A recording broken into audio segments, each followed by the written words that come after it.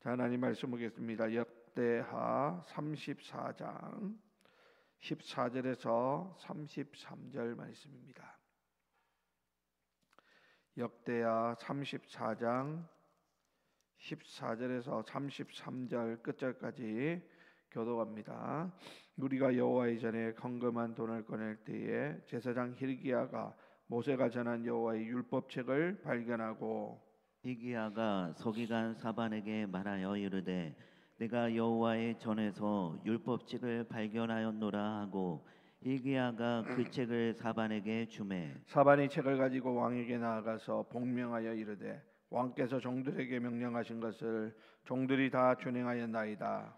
또 여호와의 전에서 발견한 돈을 쏟아서 감독자들과 일꾼들에게 주었나이다 하고 서기관 사반이 또 왕에게 아뢰어 이르되 제사장 hil기야가 내게 책을 주더이다 하고 사반이 왕 앞에서 그것을 읽으매 왕이 율법의 말씀을 듣자 곧 자기 옷을 찢더라. 왕이 hil기야와 사반의 아들 아히감과 미가의 아들 압돈과 서기관 사반과 왕의 시종 아사야에게 명령하여 이르되 너희는 가서 나와 및 이스라엘과 유다의 남은 자들을 위하여 이 발견한 책의 말씀에 대하여 여호와께 물으라.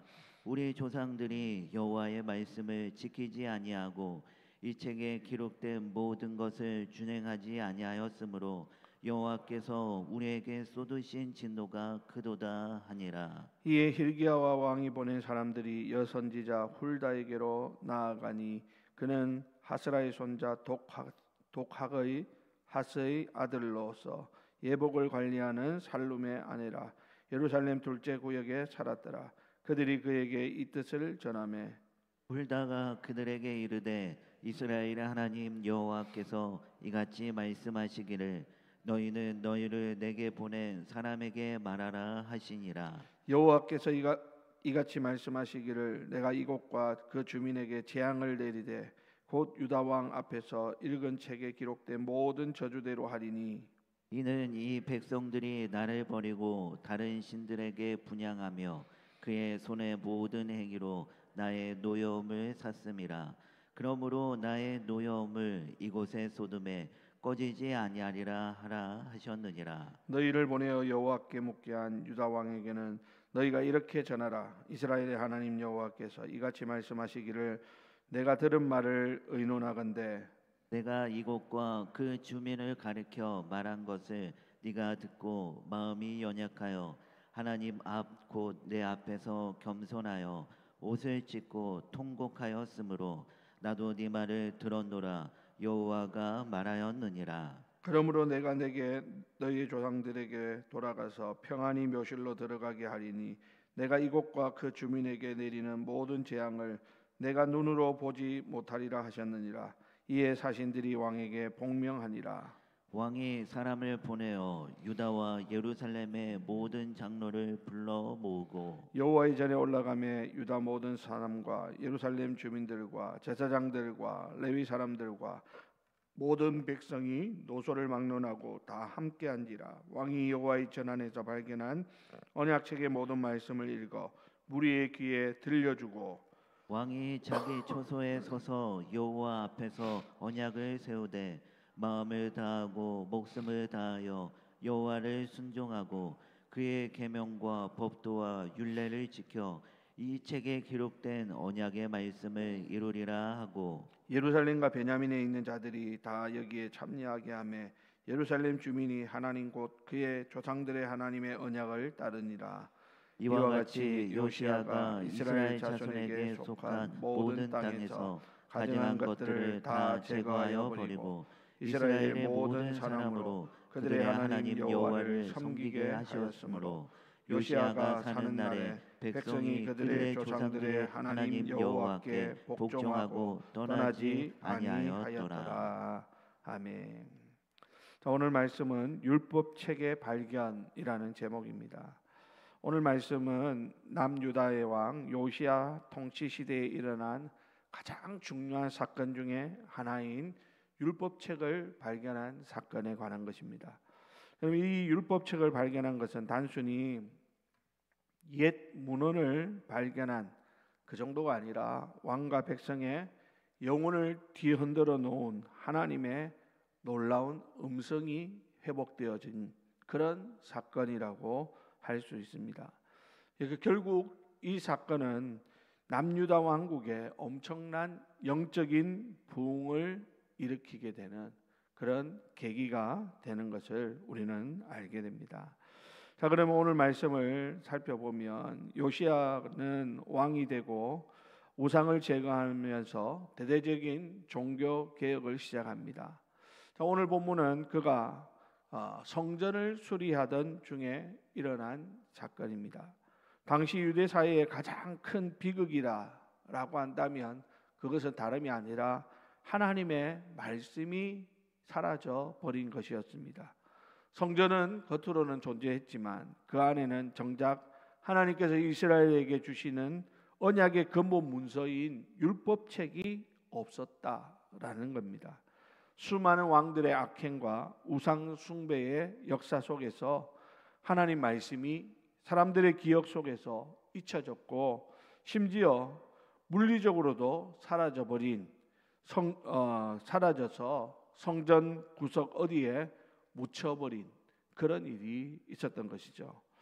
자, 여러분, 오늘 우리는 이것을 보면서 오늘날 우리가 이 성경을 가지고 있으면서도 이 말씀을 진정 살아있는 하나님의 음성으로 듣지 못하고 방치해버리는 그런 우리의 영적 상태를 대변한다라고 할 수 있습니다.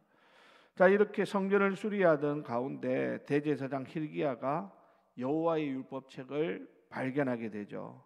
그리고 그것을 서기관 사반에게 넘깁니다. 여러분, 이 율법책을 발견한 이것은 어쩌면 사람들이 일하다가 우연히 발견한 그런 결과로 생각할 수 있겠지만 사실은 하나님께서 당신의 백성들을 긍휼히 여기셔서 다시 그들 앞에 하나님의 말씀을 드러내 주신 은혜로운 사건이라고 우리는 해석할 수 있는 것입니다. 요시야의 이 개혁이 어느 정도 진행된 후에 하나님께서는 요시야와 온 유다 백성들에게 이 하나님의 말씀을 드러내신 것이죠. 이것은 여러분, 우리가 우리의 노력으로 하나님의 은혜를 깨닫는다기보다는 하나님의 주권적인 그런 섭리 가운데서 우리가 하나님의 은혜를 깨닫게 되고 말씀을 듣게 되는 그러한 것을 우리에게 보여주는 것이라고 할 수 있는 것입니다. 자, 이렇게 발견된 율법책을 서기관 사반이 요시야 왕 앞에서 가지고 와가지고 이것이 발견됐습니다 하고는 그 앞에서 이 율법책을 읽기 시작합니다. 그런데요, 이 율법책이 읽혀지는 그 순간 왕은 엄청난 충격을 받게 됩니다. 여러분, 오늘 보면 19절 말씀을 보십시오. 19절에 보니까 이렇게 말하죠.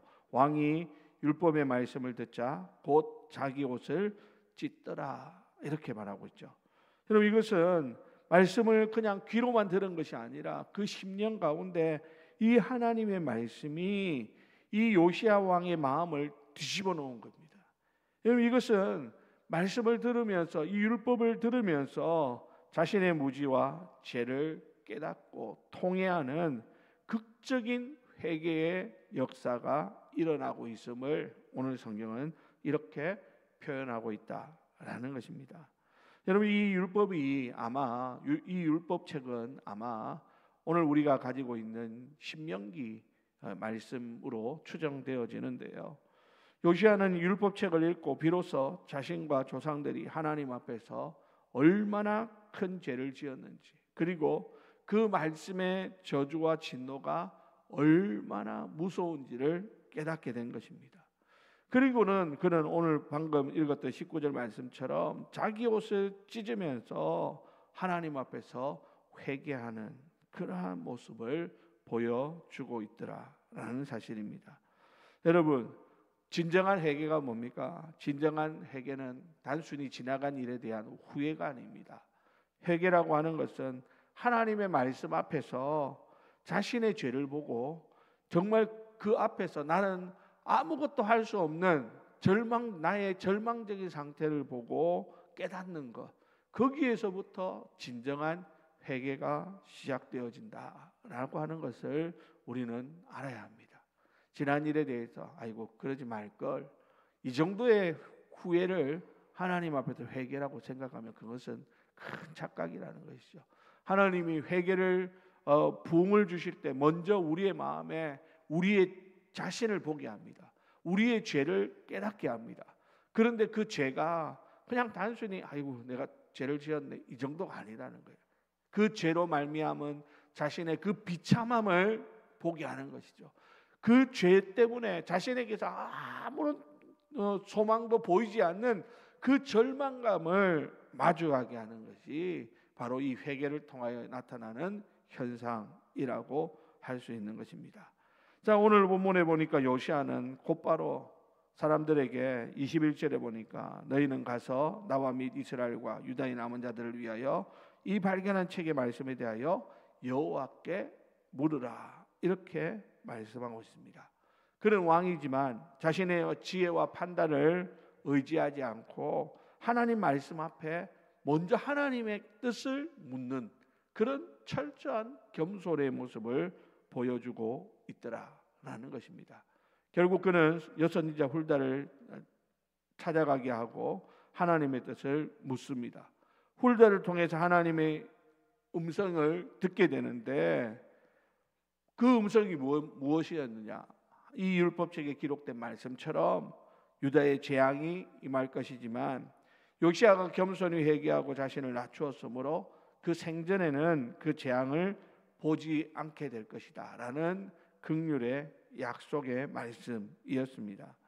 여러분, 뿐만 아니라 요시야는 이 하나님의 말씀을 혼자 듣는 것으로 끝나지 않았죠. 혼자 이 말씀을 독점하지 않았단 말입니다. 그는 유다의 장로들과 백성들을 예루살렘에 모으고 성전에서 이 언약책의 모든 말씀을 읽어 무리의 귀에 들려주면서 다시 한번 그들이 하나님 앞에서 이 하나님의 언약을 다시 갱신하는 그러한 모습을 우리는 보게 된다라는 것입니다. 여러분, 오늘 이 모습 속에서 또 하나 우리가 깨닫게 되는 게 뭐냐면 하나님께서 부흥을 주시고 또 하나님께서 우리에게 회복을 주실 때에는 개인의 깨달음을 넘어서 어떻게 해요? 공동체의 영적인 부흥으로 이어지도록 하시더라라는 것이죠. 평양 대부흥 운동 때도 그랬고 바로 오늘 본문에서도 그렇습니다. 요시야가 혼자 이 말씀을 듣고 자신의 그 비참함을 깨닫고 하나님 앞에서 회개하는 것으로 끝나는 것이 아니라 모든 백성들에게 이 말씀을 들려주고 말씀들을 듣는 백성들이 자신들의 잘못을 깨닫고 돌아오도록 하는 이러한 모습들. 그러니까 여러분, 우리가 혼자서 말씀 읽고 깨닫는 것으로 끝나는 것이 아니라 이것을 우리가 함께 나누고 하나님 우리에게 주신 그 은혜들을 함께 나눌 때 우리 가운데 하나님 주시는 부흥의 놀라운 역사를 보게 될 것이다 하는 사실을 우리는 잊어서는 안 되는 것이죠.